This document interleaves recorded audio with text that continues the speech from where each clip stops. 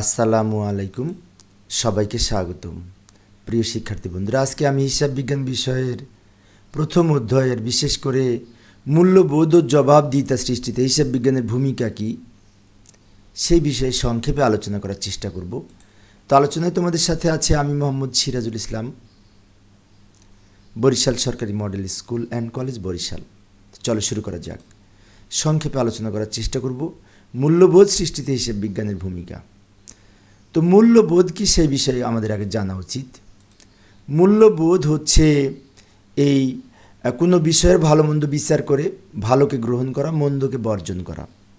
অর্থাৎ মূল্যবোধ হচ্ছে কোনো একটি বিষয়ের ভালো এবং মন্দ বিচার করার পর ভালোটাকে গ্রহণ করব, মন্দটাকে বর্জন করব, খারাপটাকে বর্জন করব।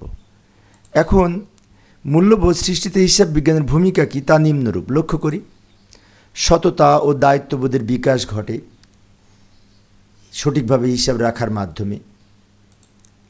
ঋণ পরিশোধ সচেতনতা সৃষ্টি হয়। ঋণ পরিশোধ করতে হবে, এই সচেতনতা নিজেদের মধ্যে সৃষ্টি হয়, বিশেষ করে হিসাব বোধের মাধ্যমে এবং হিসাব বিজ্ঞানের মাধ্যমে। সমাজ ও রাষ্ট্রের প্রতি দায়িত্ববোধের সৃষ্টি হয় এবং জালিয়াতি ও প্রতারণা রোধ করা সম্ভব হয়। অর্থাৎ আমরা যদি সঠিকভাবে হিসাব রাখি তাহলে বেশ কিছু সুবিধা হয়। অর্থাৎ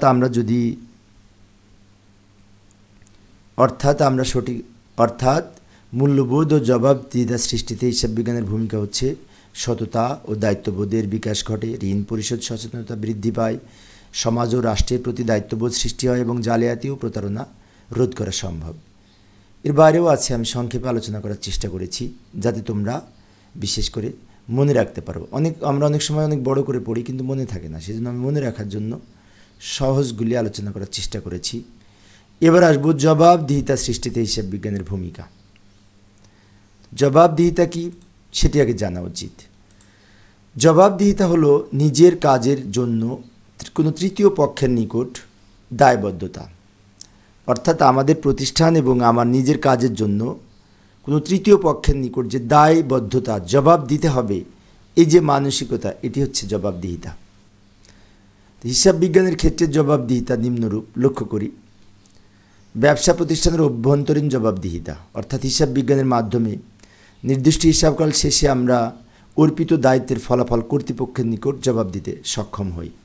যেমন আমি যদি একটি প্রতিষ্ঠানের অ্যাকাউন্টেন্ট হিসেবে চাকরি করি, তাহলে অ্যাকাউন্টেন্ট হিসেবে যে সমস্ত হিসাব সংরক্ষণ করব সেগুলো মালিকের নিকট জবাব দিতে পারবো। সেজন্য হিসাব বিজ্ঞান সঠিকভাবে সংরক্ষণ না থাকলে এই জবাব দেওয়া সম্ভব না। সেক্ষেত্রে বলা হয়েছে অভ্যন্তরীণ প্রতিষ্ঠানের জবাবদিহিতা। এছাড়াও আরও রয়েছে মালিক, ঋণদাতা ও বিনিয়োগকারীদের নিকট জবাবদিহিতা। অর্থাৎ প্রতিষ্ঠানে যারা বিনিয়োগ করে, মালিক পক্ষ, তাদের বিভিন্ন তথ্য তুলে ধরা এই জবাবদিহিতার মধ্যে পড়ে। আবার যারা আমাদেরকে ঋণ দিয়েছে, ঋণ সংক্রান্ত বিভিন্ন তথ্য তাদের কাছে সরবরাহ করা, সেটিও এই জবাবদিহিতার মধ্যে পড়ে। এছাড়াও রয়েছে সরকারের নিকট জবাবদিহিতা।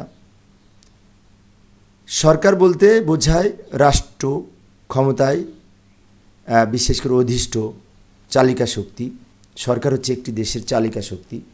তো সে সরকারকে বিভিন্ন তথ্য সরবরাহ করা, সঠিকভাবে প্রতিষ্ঠানটি চলছে কি না, সরকারের বিভিন্ন শুল্ক, ভ্যাট সহ বিভিন্ন পরিশোধ করা ঠিকমতো হচ্ছে কি না, সেগুলি একমাত্র হিসাব বিজ্ঞান বা হিসাব যথাযথ সম্পন্ন করার মাধ্যমে জানা যায়।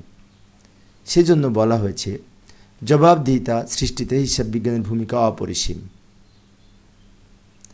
তো প্রিয় শিক্ষার্থী বন্ধুরা, এই ছিল আমার আজকের আলোচনার বিষয়।